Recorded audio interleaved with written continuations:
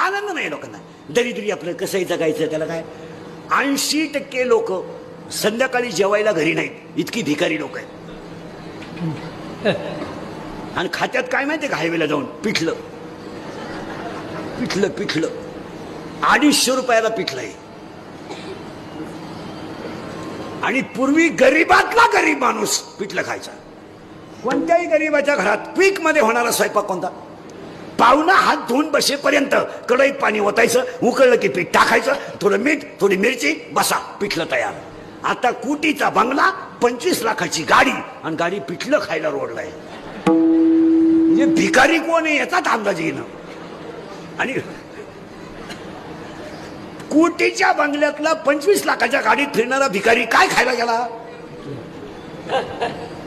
पिठलं. आणि नवरा बायकोचं बिल झालं 500 रुपये. कशाचं बोला ना, कशाचं, पिठल्याचं. आता त्या 500 रुपयाचं जर गाडीचं पीठ आणलं असतं, यांना 1.5 महिना भजे खपले नसते.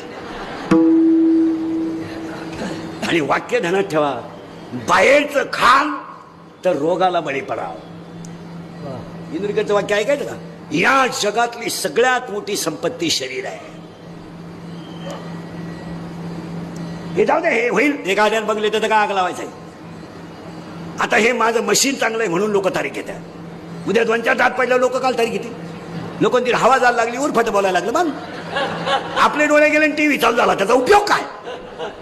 आपले गुडघे गेले दिंडी निघाली. हे नाही झोप. आता आपण थकलो, जग संपलं. तुमचं काय मत आहे. काहीच बोलत नाही. आपलं मशीन चांगलं आहे ना, सगळं ओके आहे. आपण थकल्यावर करायचं काय.